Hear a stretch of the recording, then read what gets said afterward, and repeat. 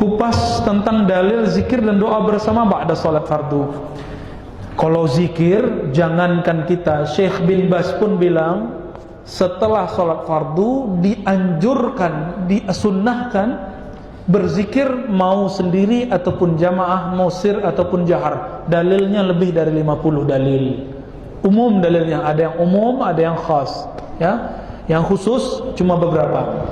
Lalu di mana perdebatannya? Ada satu hadis riwayat Imam Tirmizi, seingat kami, Nabi ditanya, ayud doa afdal, doa mana yang afdal, tentang doa berjamaah habis sholat, ya.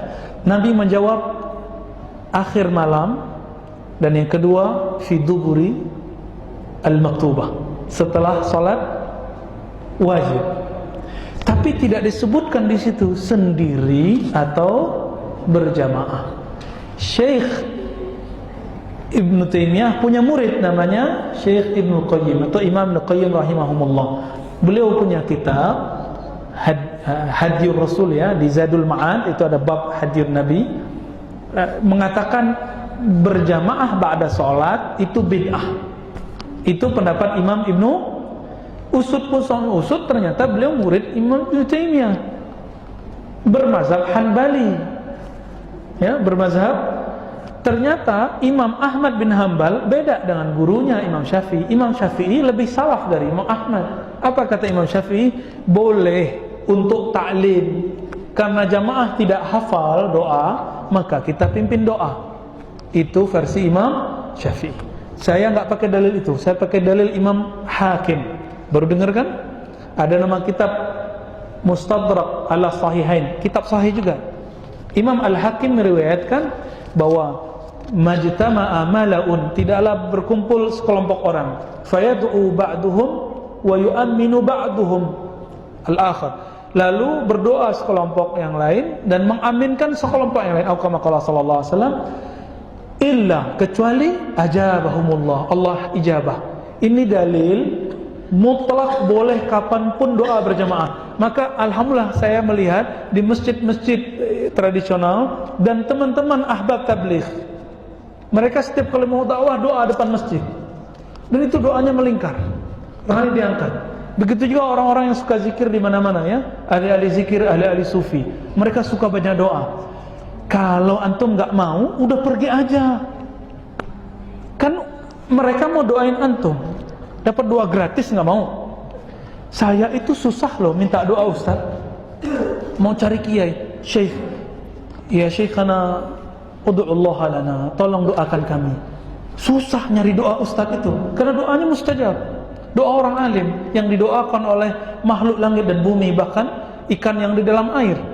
Sekarang dapat doa gratis dari hafiz Quran, dapat doa gratis dari dai, masa nggak mau? Ya, itu urusan antum dah, ya. Nggak mau pergi aja, la ba'as, nggak masalah toh, ya. Mau ikut Imam Ibnu Qayyim boleh. Kalau saya didoakan orang, ya saya terima.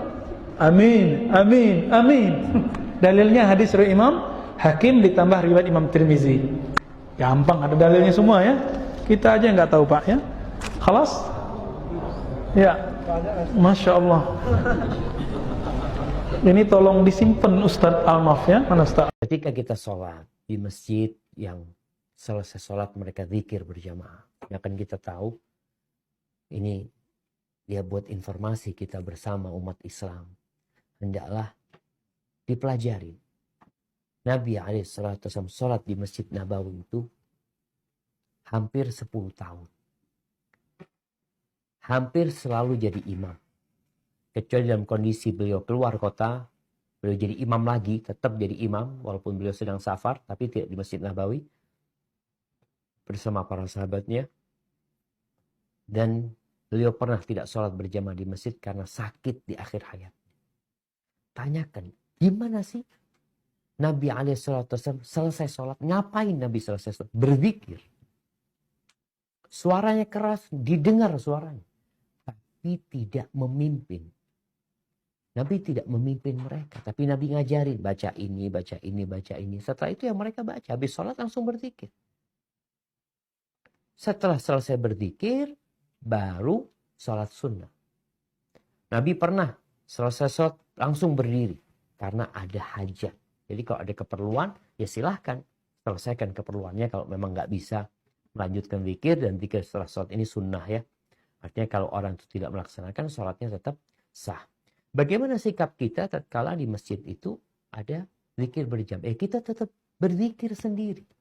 Di tempat itu kita duduk, karena memang dianjurkan zikirnya setelah sholat ya zikir di sana sampai selesai. Kalau memang mau cepat-cepat ya, kalau kita lihat ya zikir setelah sholat ini mungkin yang paling ma'ruf, yang paling masyhur itu baca astaghfirullah, Allahumma antas salam, terus baca la ilaha illallah wahdahu la syarika lahul mulku wa lahul hamdu wa ala kulli syai'in qadir. Kemudian baca subhanallah 33 kali, alhamdulillah 33 kali, Allahu akbar 33 kali, ditutup sama la ilaha illallah. Kemudian baca ayat kursi, baca kulhu, qul a'udzu falaq, qul a'udzu binnas, atau beberapa model zikir yang lainnya. Kalau memang kita sedang terburu-buru, cukup kita baca subhanallah 10 kali, alhamdulillah 10 kali, Allahu akbar 10 kali. Setelah baca astagfirullah, kita baca itu. Kita kemudian pergi umpamanya, kalau memang kita terburu-buru. Tapi kalau nggak terburu-buru, ya selesaikan.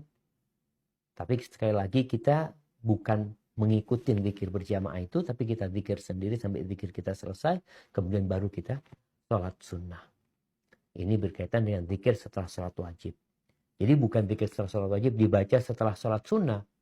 Jadi memang setelah sholat sunnah itu tidak ada zikir khusus ya. Tafadhol mau zikir, mau baca doa, bebas gitu. Tapi kalau setelah sholat wajib, ada zikir yang diajarkan sama Nabi SAW, yang insya Allah kita semua pada tahu. Hada wallahu a'lam bishawab. Nah.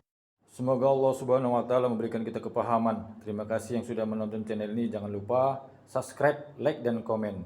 Assalamualaikum warahmatullahi wabarakatuh.